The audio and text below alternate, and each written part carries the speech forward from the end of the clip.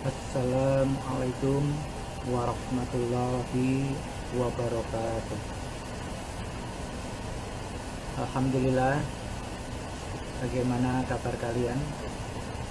Semoga kalian dalam keadaan sehat dan baik-baik saja, sehingga kalian masih tetap semangat dalam mengikuti kegiatan belajar dari rumah atau PDF. Materi kita kali ini tentang reproduksi pada tumbuh-tumbuhan. Pada dasarnya, reproduksi makhluk hidup dibedakan menjadi dua.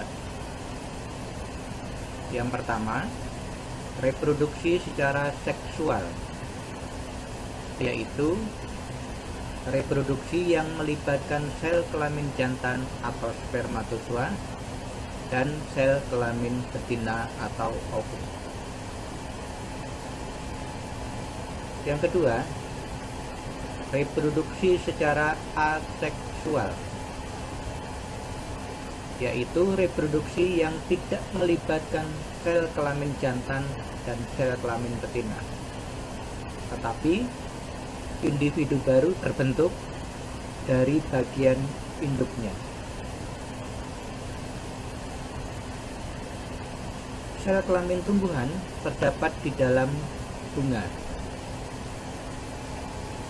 Bagian-bagian bunga. 1. Tangkai bunga. Ini merupakan dasar tempat tumbuhnya bunga.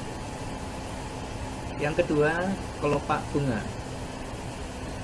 Berfungsi untuk melindungi mahkota bunga yang masih kuncup. Yang ketiga, mahkota bunga. Berfungsi untuk menarik serangga dan kumbang yang dapat membantu proses penyerbukan. 4. Benang sari. Merupakan alat kelamin jantan. Dan yang terakhir, putik merupakan alat kelamin betina. Bagian-bagian bunga. Di sini kalian lihat ada gambar bunga sepatu. Bagian-bagiannya meliputi yang pertama yaitu tangkai bunga. Jadi ini disebut dengan tangkai bunga. Sedangkan ini yang di pinggir warna hijau ini disebut dengan kelopak bunga yang hijau ini.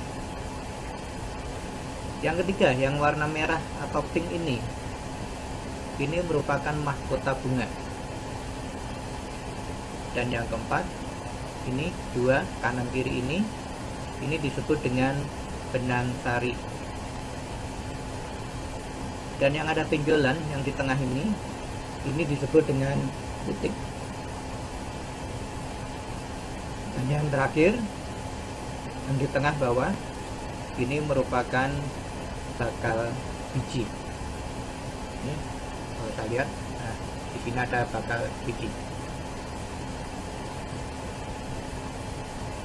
Penyerbukan,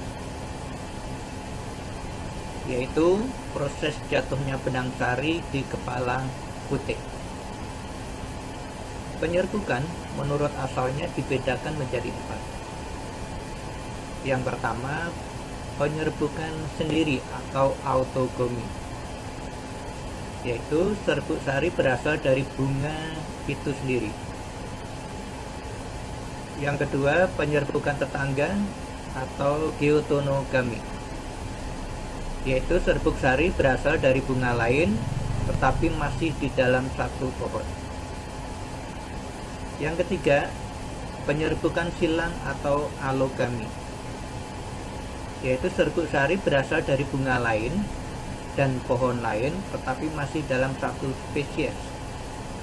Dan yang keempat yaitu penyerbukan bastar atau hibridogami. Serbuk sari berasal dari bunga lain dan pohon lain dan dalam satu genus. Ini adalah contoh gambar dari penyerbukan. Yang pertama, penyerbukan sendiri. Di sini ada benang sari, di sini ada putik.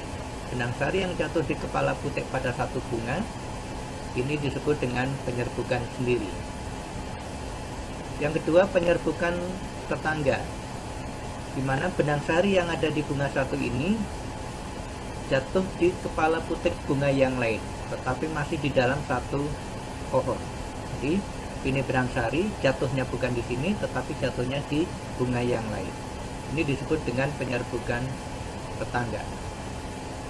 Dan yang ketiga yaitu penyerbukan silang, di mana pada penyerbukan silang ini bunga sari atau benang sari jatuh di kepala putik pada bunga lain dan pohon lain.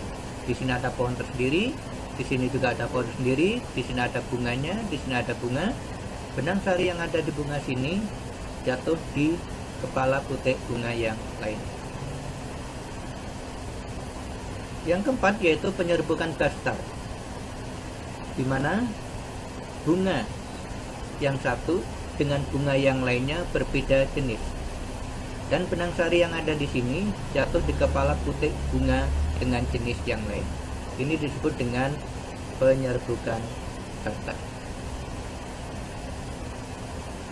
Macam-macam penyerbukan. Yang pertama, penyerbukan oleh angin, yaitu dibantu oleh angin. Yang kedua, penyerbukan oleh hewan, misalnya serangga, kupu-kupu, lebah, madu, dan kumbang. Dan yang ketiga yaitu penyerbukan yang dibantu oleh air. Dan yang keempat, penyerbukan dibantu oleh manusia. Ini contoh gambar dari penyerbukan yang dibantu oleh angin.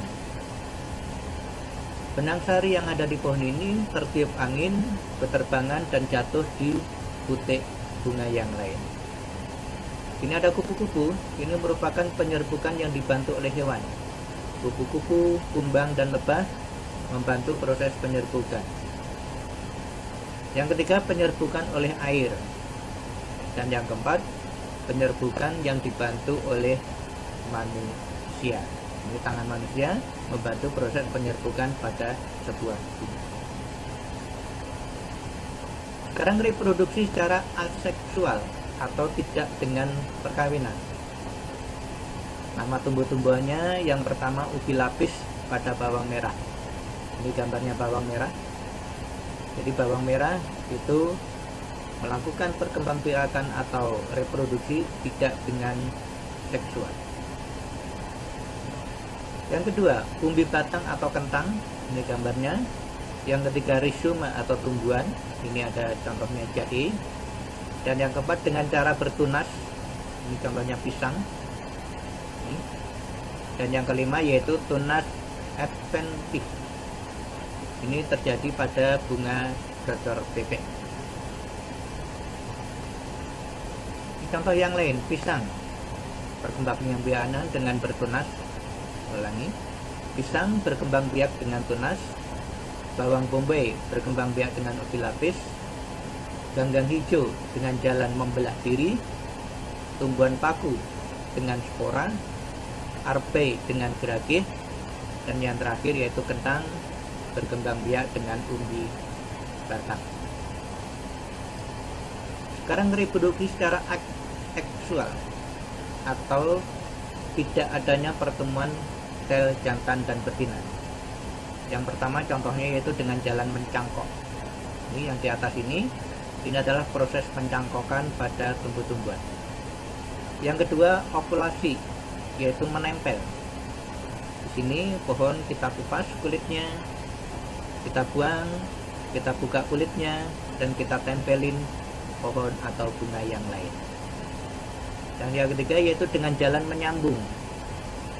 Pohon yang pertama disambung dengan pohon yang kedua. Dan yang keempat yaitu dengan jalan stek. Dan yang kelima yaitu dengan jalan merunduk. Tidak kelihatan. Merunduk. Pembuahan. Setelah proses penyerbukan, serbuk sari yang jatuh di kepala putik membentuk pembuluh serbuk sari dan menuju inti sel telur yang terdapat pada bakal biji di dalam bakal buah. Nah, Pertemuan serbuk sari dengan sel telur di dalam bakal buah inilah yang disebut dengan pembuahan. Berdasarkan cara terbentuknya, buah dibedakan menjadi dua. Yang pertama yaitu buah sejati, yaitu buah yang pertumbuhannya berasal dari alat reproduksinya sendiri, seperti pada mangga, jeruk, rambutan, pepaya, dan sebagainya. Dua buah semu, yaitu buah yang pertumbuhannya berasal dari bagian bunga, seperti apel, nanas, jambu mente, dan nangka. Ini contoh gambar dari buah sejati. Ada apel, mangga, nanas, dan pepaya. Dan ini adalah contoh dari buah semu. Ada stroberi, ada nangka, ada jambu mente atau jambu monyet. Nah, sampai di sini dulu pelajaran kita kali ini. Jangan lupa dibaca buku LKS-nya yang telah kalian miliki untuk menambah perbendaharaan materi. Sekian, terima kasih. Wassalamualaikum warahmatullahi wabarakatuh.